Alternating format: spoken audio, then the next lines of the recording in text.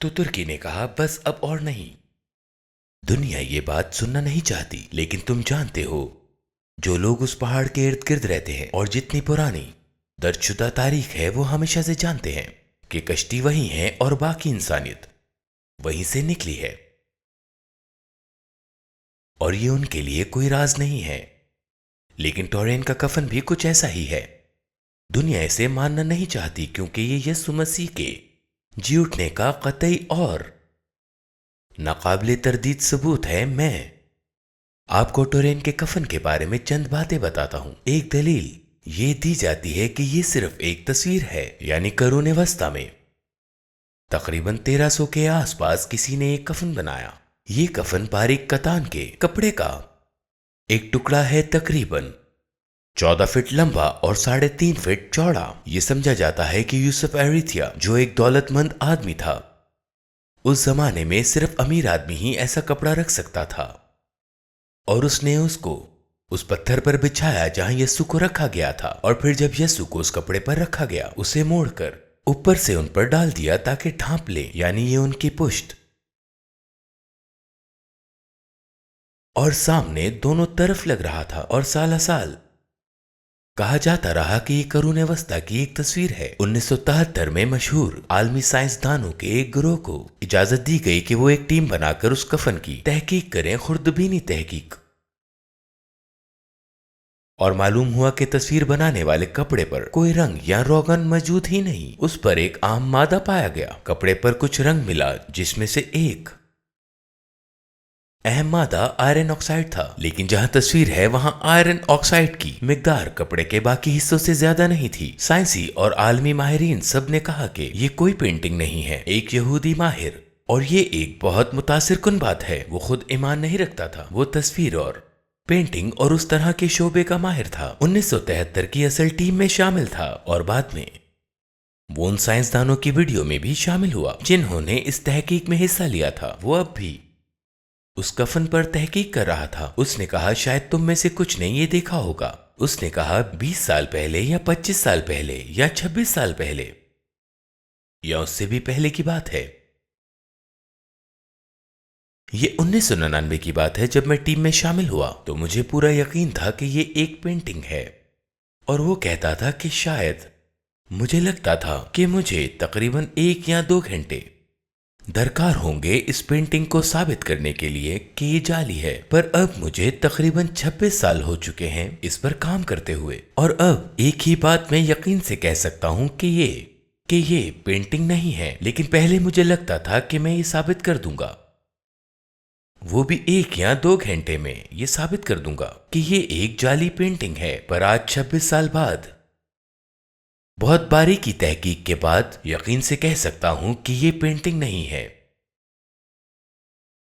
اور مجھے نہیں معلوم کہ یہ کیسے بنی ہے. وہ اب بھی تحقیق کر رہا ہے. ویسے آپ اسے اس وقت تک دیکھ ہی نہیں سکتے جب تک تقریباً 20 فٹ دور نہ جاؤ. آپ کو اسے دیکھنے کے لیے 20 فٹ دور جانا ہوگا.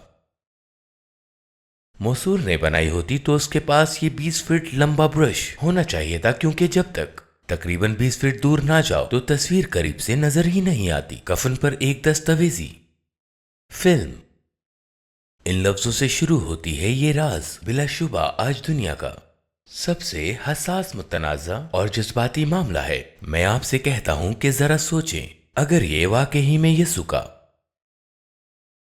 تدفینی کفن ہے تو اس بیان کی اہمیت کا اندازہ کرو کہ آج دنیا کا سب سے حساس، متنازع اور جذباتی معاملہ ہے. دنیا کے بہترین سائنسدان بھی یہ نہیں بتا سکتے کہ یہ تصویر کیسے بنی، اور بعض مانتے ہیں کہ یہ ایک معجزہ تھا. کچھ لوگ کہتے ہیں کہ یہ کفن فرانس میں سن 1300 کے قریب تیار کیا گیا.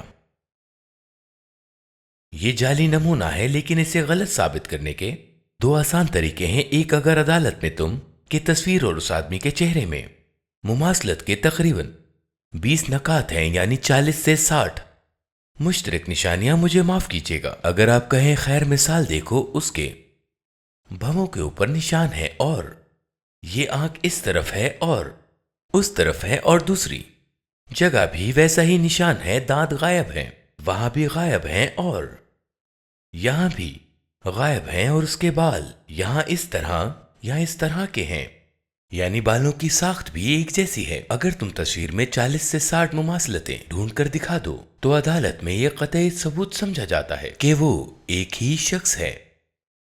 قانون یہی ہے۔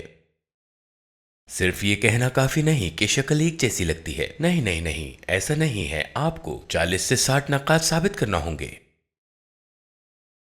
اب ابتدائی صدیوں میں یسوع کے چہرے کی تصویروں اور ٹورین کے کفن کے درمیان 250 مشترکہ نشانیاں پائی گئی ہیں، یعنی وہ بالکل ایک ہی شخص ہے۔ پس یہ کفن کلیسیا کی ابتدائی صدیوں میں موجود تھا، لہٰذا یہ قرون وسطی میں نہیں بنایا گیا۔ ایک اور ثبوت کہ یہ قرون وسطی میں نہیں بنایا گیا یہ ہے کہ اسپین میں سوڈیریم موجود ہیں، یعنی سر پر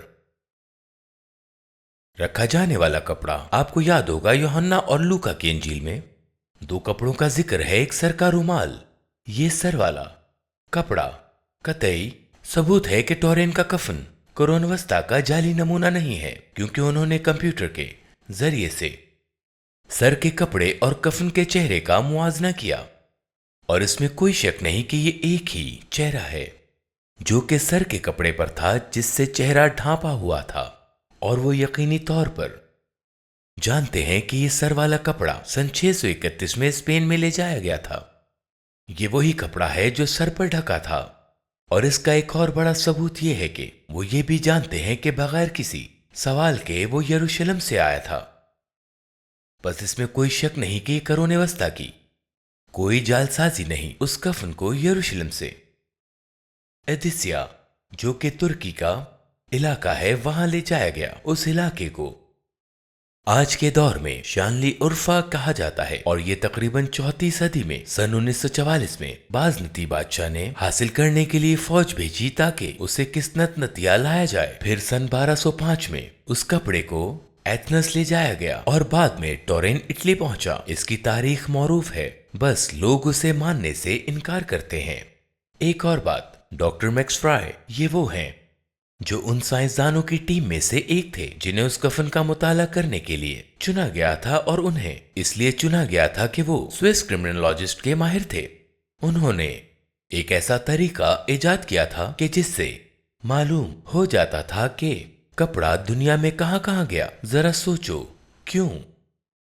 تاکہ پتہ چلے کہ مجرم کہاں کہاں گیا تھا، اور وہ کپڑے کے متعلق کہہ سکتے تھے کہ یہ روم گیا، نیو یارک گیا، لاس اینجلس گیا، مگر وہ یہاں ہے، یہ ثبوت ہے۔ اس نے ایسا کس طرح کیا کہ ہر علاقے کے پودوں کا پالن بالکل مختلف ہوتا ہے، جیسے برف کے ذرات ہوں، وہ بالکل مختلف ہوتے ہیں، جیسے نیو یارک شہر کے ڈینڈیلین کا پالن نیو یارک سے 50 میل دور والے پالن جیسا نہیں ہوتا، یہ بالکل مختلف ہوتا ہے۔ بس اس نے کیا کیا؟ اس نے دنیا کے مختلف پالنز کو دیکھا اور درجہ بندی کی کہ پالن اس شہر کا ہے یا اس شہر کا، لہٰذا اس نے پالن کو کپڑے پر رکھ کر کمپیوٹر کی مدد سے معلوم کیا کہ وہ کہاں کہاں گیا، اور اسی وجہ سے انہیں اس ٹیم میں منتخب کیا گیا۔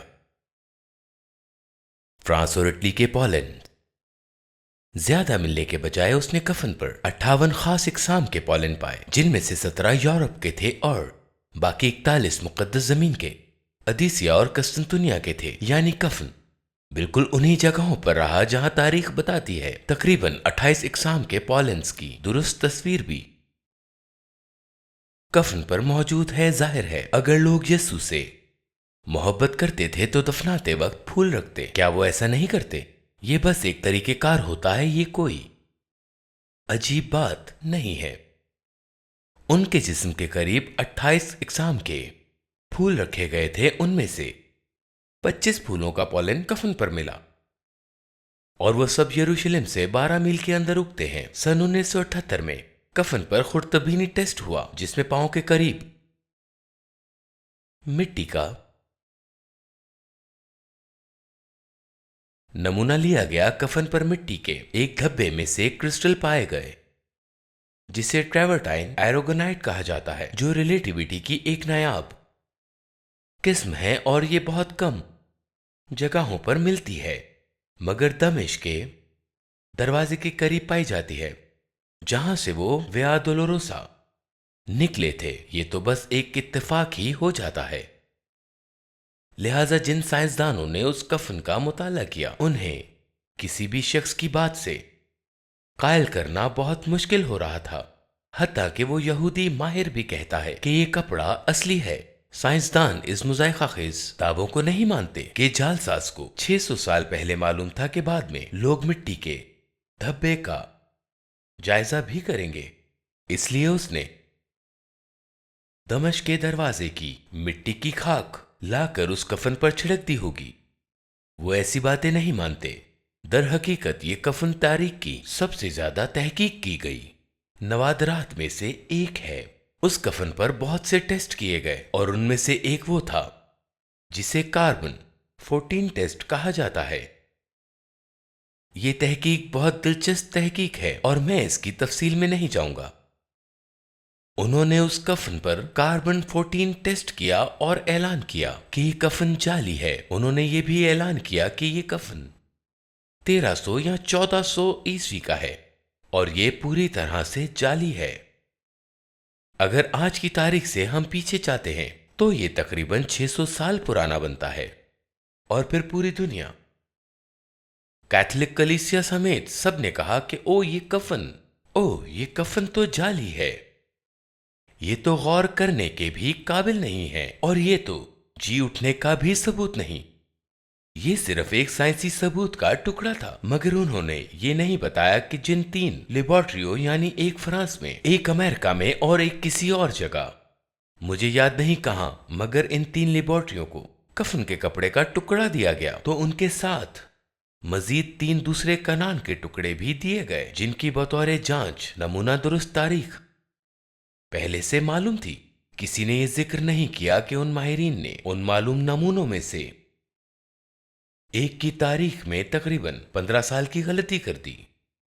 کیا آپ مسئلہ سمجھتے ہو؟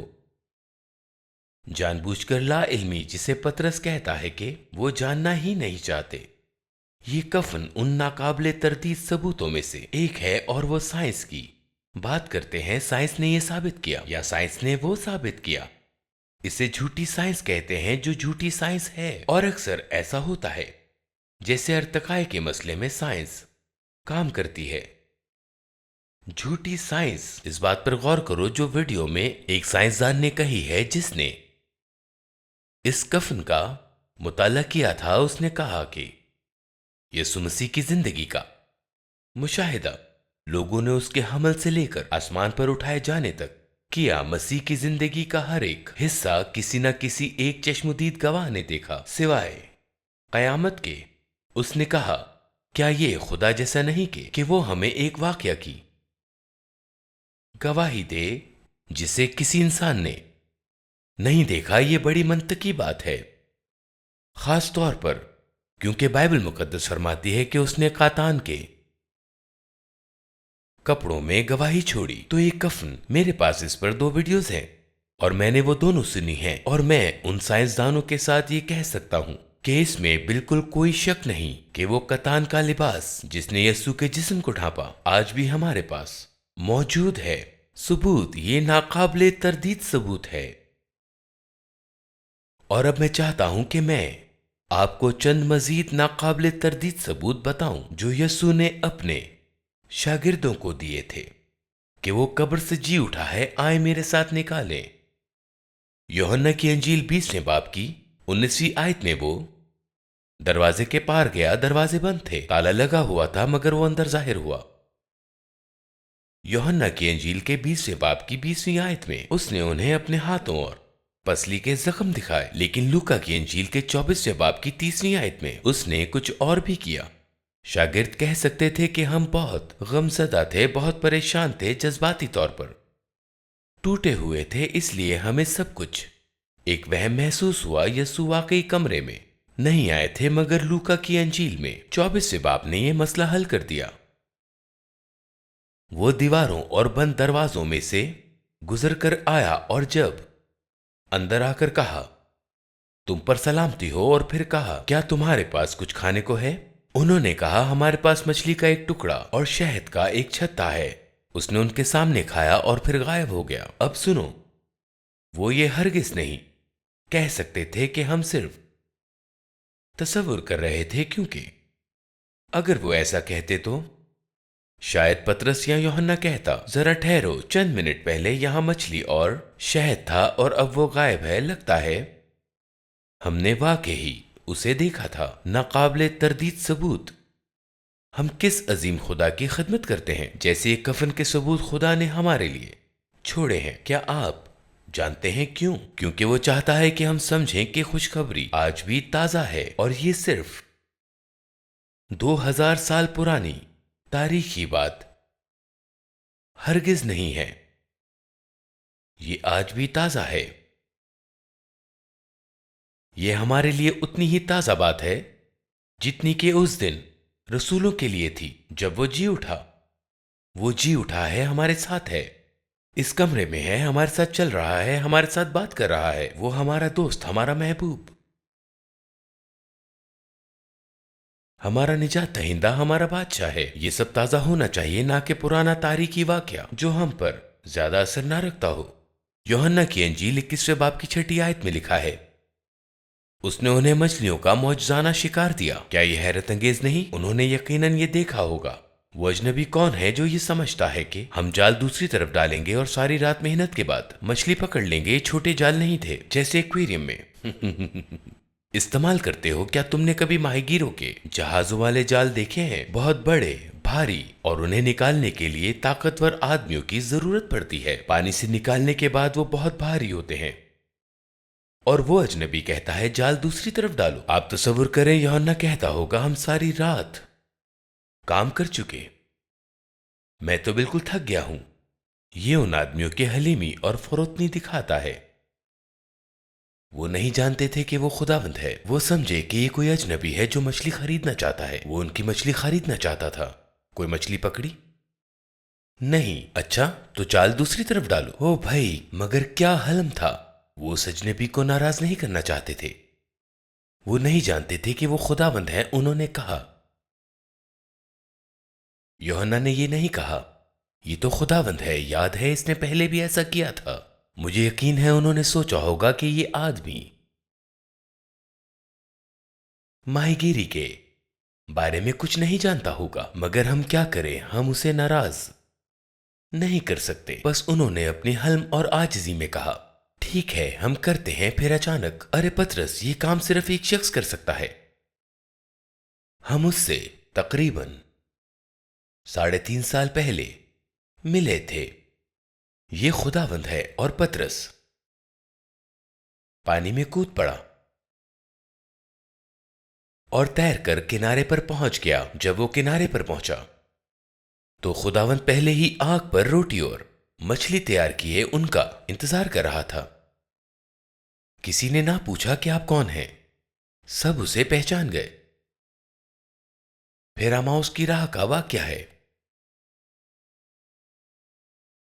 2 شخص اماؤس کی راہ پر کہہ رہے تھے، ہم نے سمجھا تھا کہ وہی مسیحا ہے، وہی نجات دہندہ ہے، مگر ہماری ساری امیدیں ٹوٹ گئیں۔ اسے مصلوب کر دیا گیا اور سب ختم ہو گیا۔ ہم گھر واپس جا رہے ہیں۔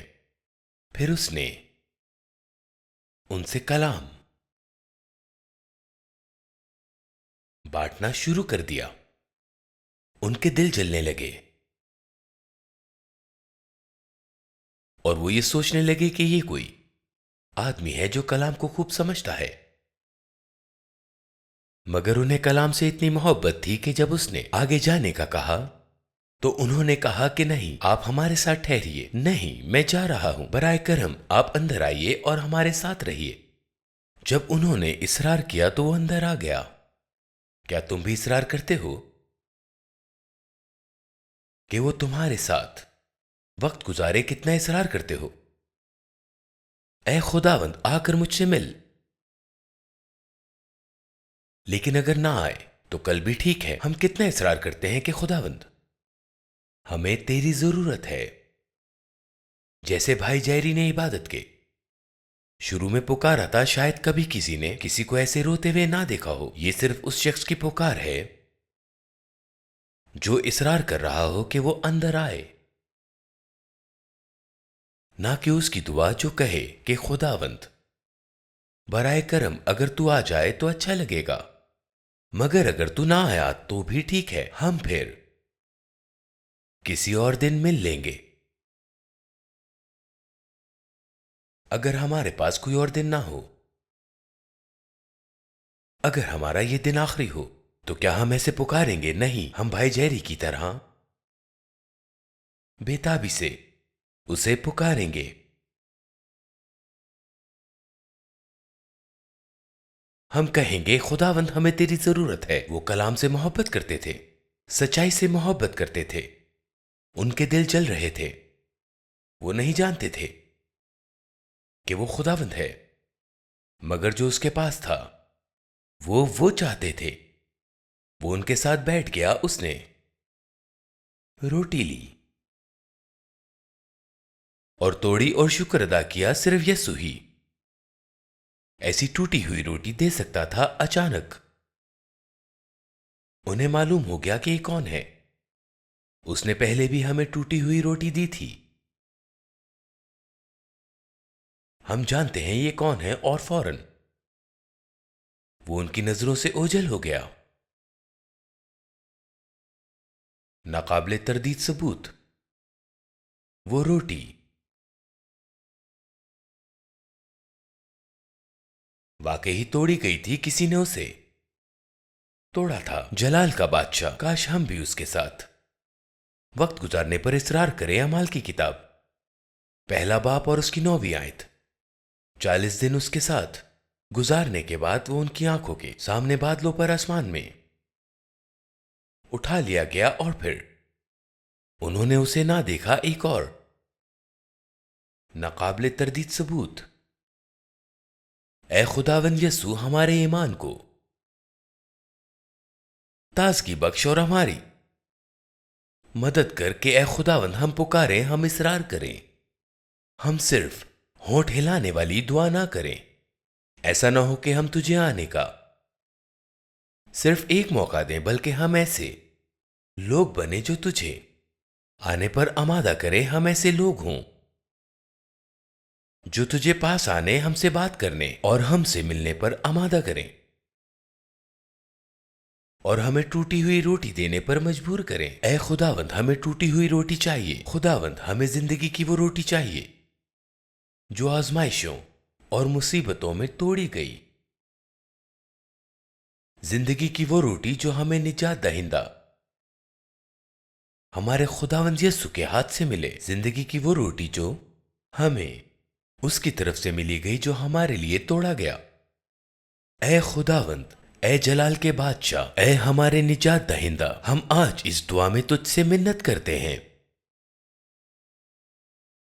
ہم تجھے پکارتے ہیں، کیا تو ہم سے ملنے آئے گا؟ تو ہمارے پاس آئے گا خداوند؟ کیا تو ہماری زندگیوں میں زندگی دینے والے کلام کو بوئے گا جسے بس تو ہی بو سکتا ہے؟ اے خداوند، ہم تیری حضوری کو اس ٹوٹی ہوئی روٹی میں پہچانتے ہیں۔